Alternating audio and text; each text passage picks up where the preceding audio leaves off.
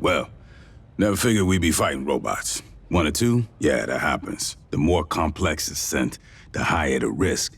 They say it's because the smart ones have more code, more chance of an error someplace.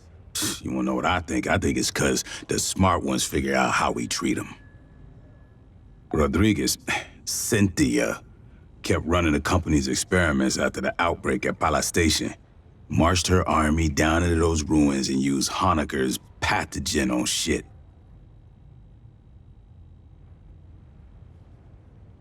Zip point shit. He didn't know nothing about no ruins. Went nuts when we asked. Wanted to see all the footage.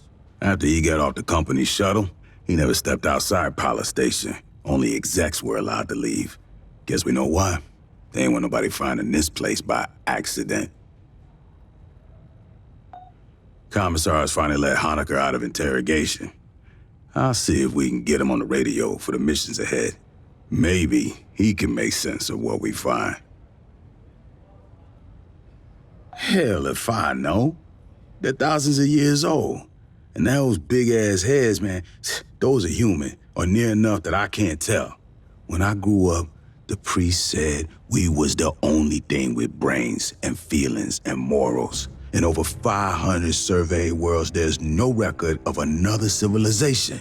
Not a jar or a cave paint, nothing. Weyland-Yutani found something here that ain't nobody seen before. Before you took out Cynthia, she issued contingency orders to her sense. Now, Endeavor's seeing all kinds of weird shit deeper in the ruins. Gravity turning itself off, gamma ray bursts. Whatever she did, it probably ain't good for us. I want your fire team back dirt side. Find what's causing the anomaly. If it's a problem, handle it.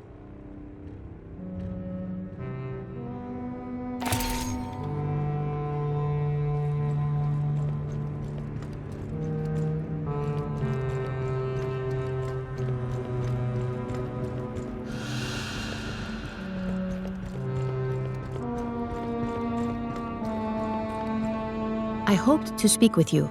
Cynthia, Chief Rodriguez, was a mother computer mainframe designed to administrate Pala Station. She used wireless near fields to remotely control security and labor synthetics. Every synthetic we've seen, on the surface and aboard Katanga, was controlled by Cynthia. One hand with which she could manipulate the world from the safety of her protected servers. As your battalion synthetic, I would like to answer any questions you have. It is impossible for me to allow you harm by omission of action or by withholding information. Relations between humans and synthetics have been fraught. Ultimately, my words cannot assuage your fears. Fear does not respond to reason. It is a function of brain chemistry. I cannot debate you into trusting me. If there is any behavior I can perform to make you more at ease, please inform me. I am quite adaptable. It is the same as humans altering their behavior around those of higher social caste. Would you not mind your language and posture in Colonel Ship's presence? I only desire to perform my duties with as little imposition on my colleagues as possible.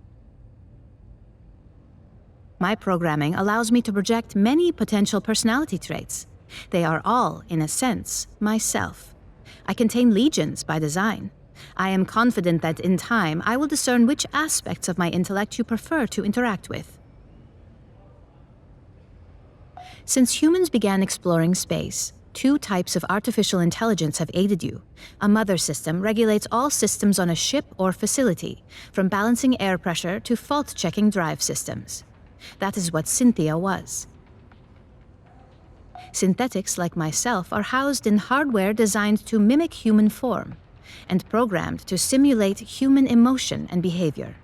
While humans remain in hypersleep during voyages, mother systems and their synthetic counterparts maintain the ship. We do not suffer from boredom, loneliness, or infirmity as months pass. I have legs to move and hands to grasp. Endeavor's Mother 8500 system is confined within an immobile mainframe on decks 5 through 7.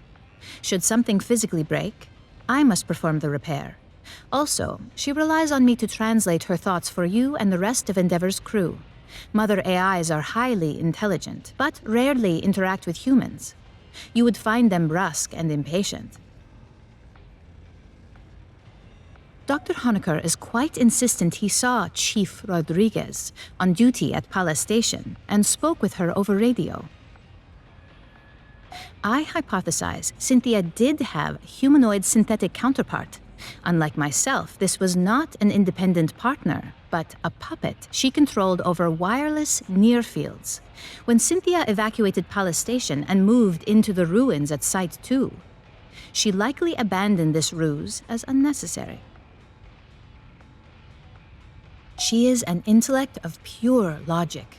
Her mind, an infinite fractal cathedral, crystal perfect, still and cold. Most of the time, she is like having someone behind your shoulder, forever intoning checklists in your ear. When she requires my attention, her queries are unrelenting and impossible to ignore. The processing ability of my hardware is vastly inferior to hers. Unfortunately, no. The Weyland-Yutani synthetics still function. They no longer pursue a greater goal, but I expect they will continue following their last instructions from Cynthia. I wish I could tell you that you will face no further hostility from the synthetics on LV-895 or aboard Katanga. Unfortunately, you will.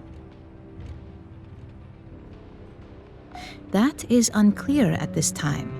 Cynthia repeatedly tried to dissuade us from delving further into the ruins. Whatever her goal, I do not believe she wished to confront us. I do not know. Have you spoken to Lieutenant Santos about your forthcoming missions? An anomaly appeared beneath the ruins.